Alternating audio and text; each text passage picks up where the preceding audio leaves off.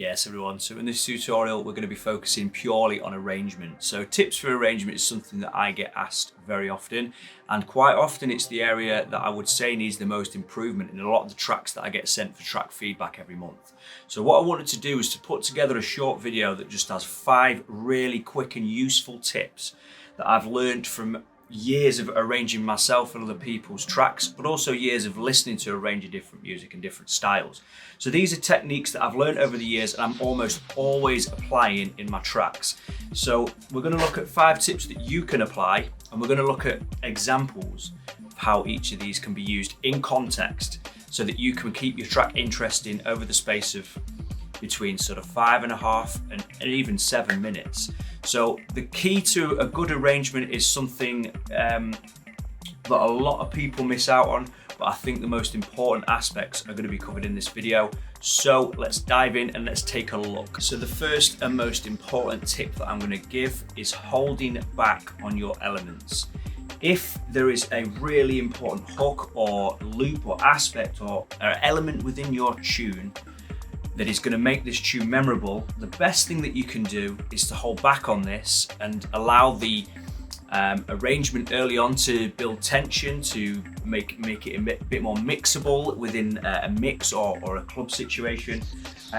So many times I hear people just absolutely finding a really good loop and then this is just rolled out, and we hear maybe the vocal or we hear that really big hook, that riff or something that makes the track memorable far too soon, and then the track gets boring after the first couple of minutes.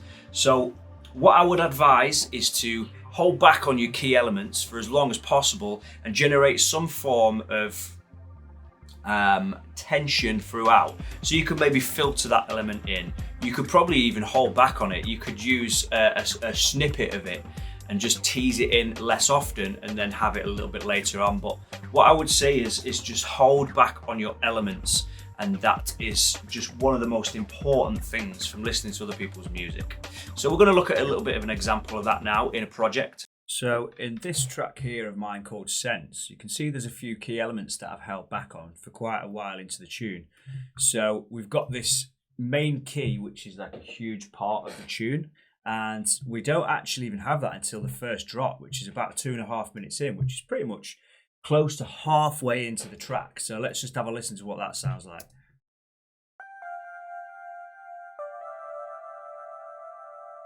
So if I'd have used this early on in the tune, for example, so I'll just play it in the context of the rest of the tune.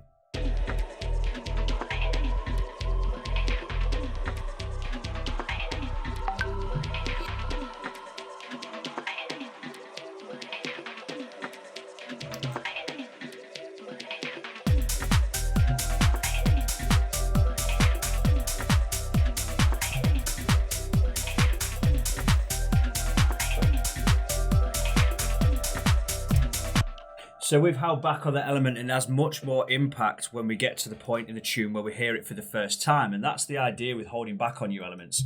There's other things in there that we don't hear till later on, like this noise here, and also this.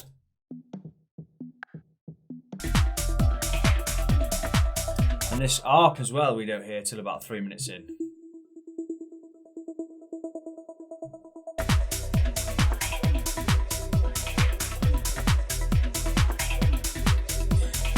So essentially holding back on some key elements is really, really important. But just as another example, whilst we're here, we might as well listen to another tune of mine from me and Bernski where the same thing happens. So we don't hear the hook or the key part of the tune until quite far in. So let's just have a listen and skip through the tune to hear where we hear that vocal.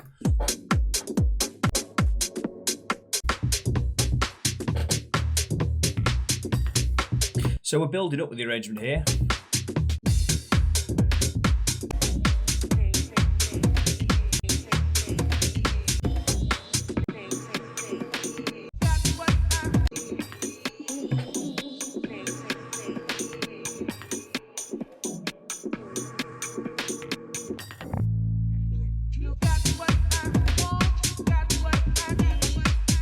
Again, 2.5 minutes into the tune, so halfway through the track, we hear that vocal. We've held back on it. We could hammer it, and a lot of the time I'm getting sent tunes where you've heard everything in the first minute, so holding back is absolutely crucial. This one leads nicely into the last point that I made, and I think for the second point, another really crucial thing is to simplify your bass lines early on in things like your intro. So taking notes out, leaving gaps, leaving space to breathe, and just really making things simple. And it doesn't just have to be on bass lines. So maybe you'll have synth lines, top lines, anything in that, or even your drums. And what we're doing is we're really simplifying those and stripping them back so that we have a bit of progression in the arrangement rather than just having everything in its fullest, like, final form right from the early doors. I mean, these are rules that don't always have to be followed. There are ways in which you can keep things interesting, but these are rules that I've learned and I've been applying in my tracks for several years, and they've been really effective. And this is one of them. So simplifying your bass lines early on, taking notes out, maybe reducing the amount of notes that's in there really does help to build things up and to create that tension as we progress, like we spoke about in the first part. So what I'm going to do is I'm going to show you a little loop that I've got here and how we might simplify the bass line that can be used somewhere else in the track.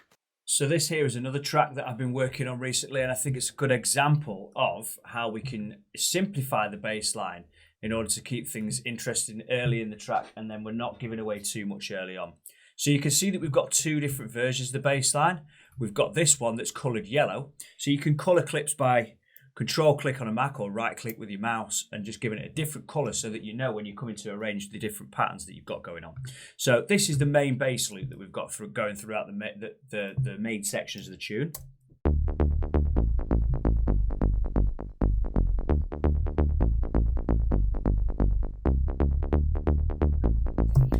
But if we kept that rolling all the way through the tune, it's going to get quite boring, and obviously we're not creating any tension when that really good bass line, when that comes in, it should have impact. So what we've done is we've got this simplified version here, where we're just holding the same notes so that when the other one comes in, we've got this impact. So let's have a listen.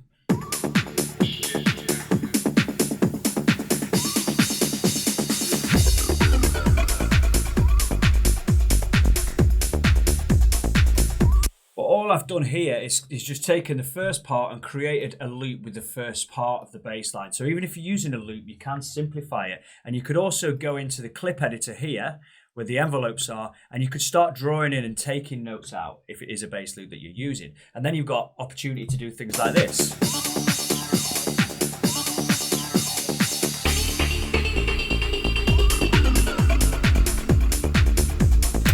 So those little arrangement tricks where we're holding notes, we're using just simplified versions or simplified loops of elements are really good ways in which to keep things moving, but to also build tension and things like that throughout your arrangement. The third tip I'm going to give is keeping the energy up in your breakdowns. So breakdowns are a really effective tool to use within your arrangement. Quite a lot of tracks will be using breakdowns, and what the beauty of that is you've got some sort of dynamic range or change in energy which allows us to create more impact when the beat or whatever or the main section comes back in to full effect. So that's great, but there's one thing that I hear a lot of in tracks that I'm being sent, or tracks from members for feedback, and that is that there is too much of an energy drop within your breakdowns. So there's a few little tips where you can keep the energy up in your breakdowns. You could do things like keeping the drums in and filtering them out. You could keep the bass in and maybe filter the bass a little bit and then fade that out. You could just basically have lots of white noise and different effects and snare rolls and things like that are really going to fill that space. But there are times when you can reduce things to nothing for impact. But quite often we're going from a very big main section to nothing with no transition and no gradual fade. So I would say keeping the energy up in your breakdowns is really, really important. And here's a little example of how we might go about doing that. So now in the same track that we just looked at, there's a good example of how to keep the energy up and keep things interesting throughout your breakdowns. So let's just listen to an example of that here.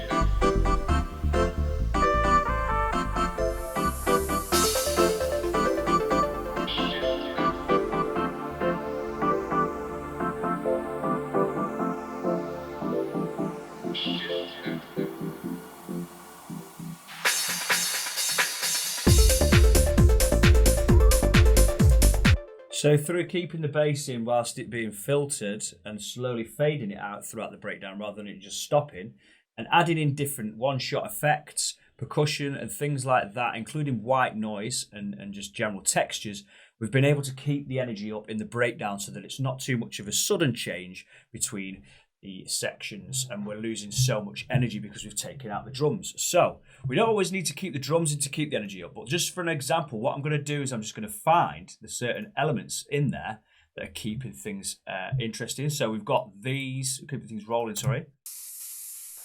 This white noise, so let's just mute that. What's this here? Little one shots like that, let's take those out. And little reverse crashes. These textures here. Let's take that white noise out. This sound effects. Let's take that impact noise out. What else we got here? I'd say that's part of the elements that we would keep in there. But let's just now listen to how this sounds if we also take out the bass line. So let's just hear. So those are some of the tricks that I've applied in this version, but let's take them out and see what the difference is.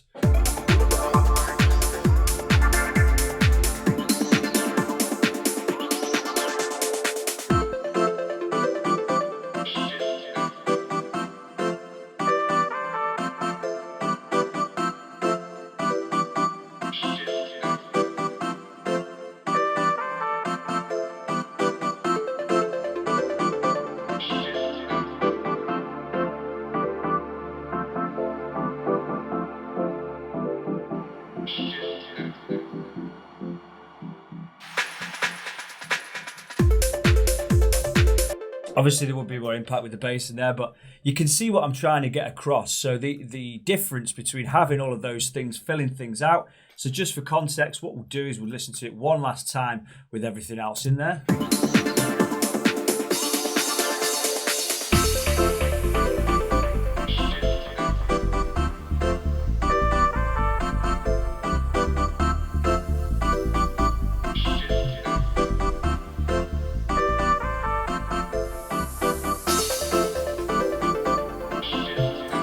And you could even go a little bit further as to keep the drums in there. So let's just see how this sounds.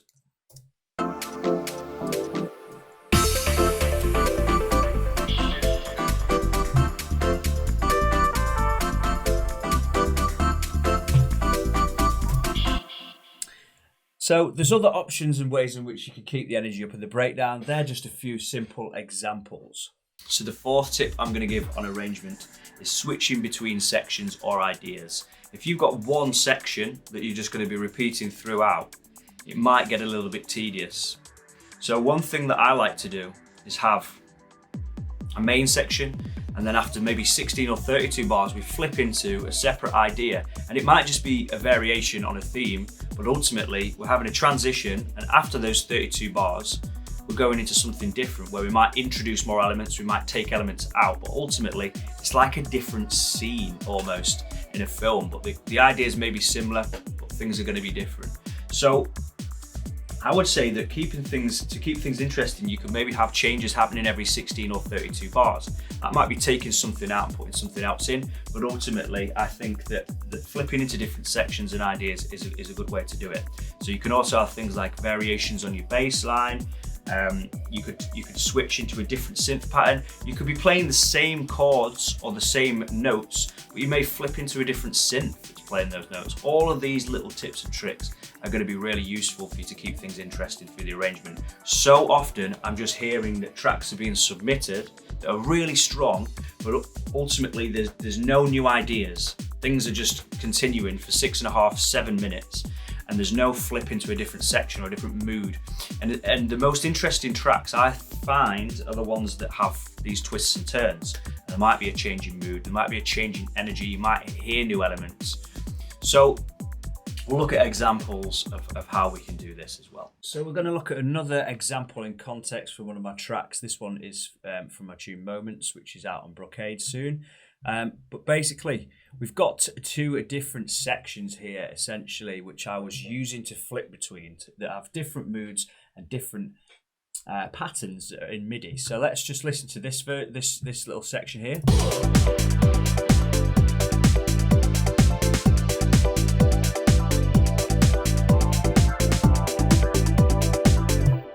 And then this is the other section.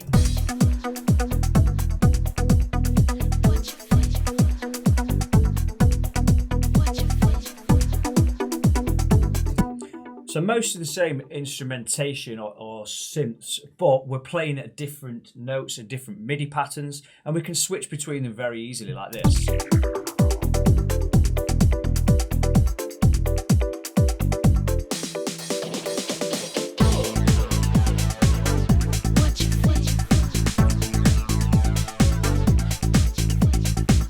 And then there's also other sections that are slight variations of those two main parts.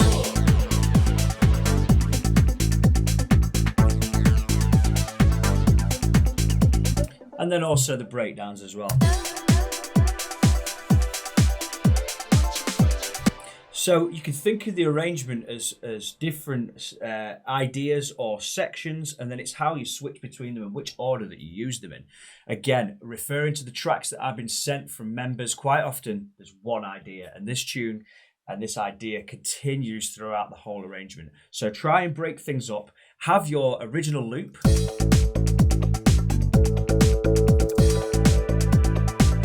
And then go, right, how can I make changes to this? So let's say I've just written this as a really simple loop, okay? So let's copy that over, if it'll let me do that. So let's say we've got this section here.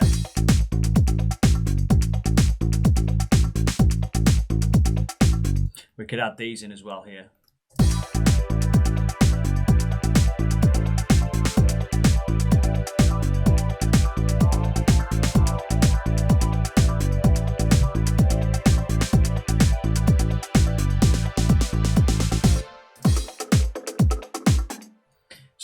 So let's take the bass line, for example, and let's try something a little bit different.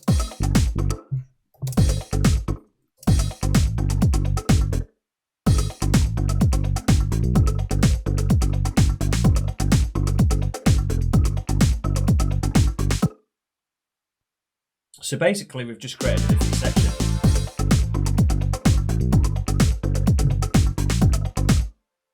Obviously, I've just done that really quickly and I haven't really put too much thought into it, but you see what I'm getting at. And this is the theme that we're focusing on. And then last but certainly not least, I would say this is one of the most important ones out of the bunch. And that is these little fills, these little flicks and transitions that happen every so often that keep things interesting and moving. We're taking things out and we're adding things back in. So fills, I absolutely guarantee if you start using fills every 16, 32 bars and these little transitions into different sections, you will find that your arrangements are going to change drastically. So again, so often things are just being rolled out in tunes that I'm getting sent over, and that's fine, but I think on a dance floor that will get quite boring very quickly unless you're making really rolling minimal, which in some cases the tracks I'm hearing are not quite fitting that criteria. So if you wanted to keep the energy up, every 16, 32 bars, try taking out your drums and having something else happening there. That could be an effect, it could be a transition, you could just be switching different elements. There's loads of different ways and there's no particular rules how to do it. We're going to look at a few ways that we can create these fills and these transitions in an arrangement. So finally, we're going to look at little fills, transitions, and switch ups between different sections. So I'm going to take my tune Confusion for example here. So we're going to look at, first of all, let's see the intro here. So we've got this little fill here where we have a little snare roll that comes in. Now, the bars don't always have to marry up exactly. Sometimes it's interesting to do things a little bit differently. So you can see here, we've got this little fill.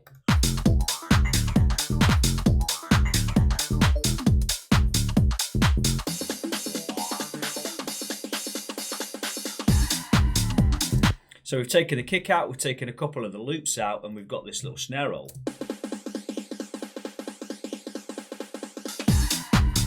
We've then got this little fill here.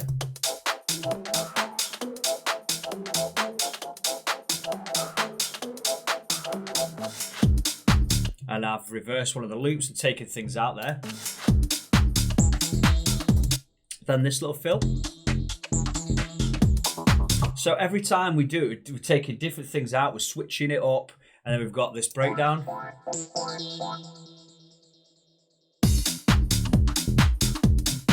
Again, a different fill here.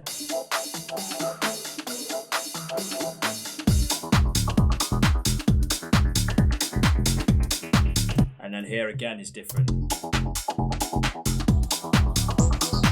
And here.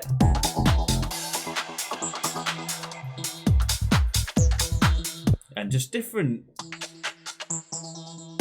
ways of taking things out. But if you look at the arrangement, everything is changing. There's things that are, these fills and these little like switch ups and little flicks that are happening in the track are happening often, and they are breaking up the arrangement and keeping things interesting. Even in the outro here, look.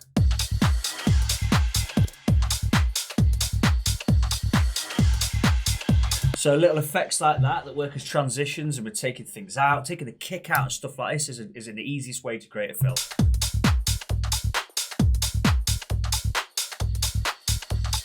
But you can even take more out if you wanted to there, do you know what I mean? Like this. And doing that every 16, 32, 64, 128 bars, and every time it's different, that is what will keep your track interesting. So there's my 5 tips for keeping your arrangement interesting. If you've got any that you think I've missed, hit them up in the Discord, because it's all about sharing knowledge. If these have been useful, let me know. But yeah, good stuff, and hopefully there's been some useful information in there for you all.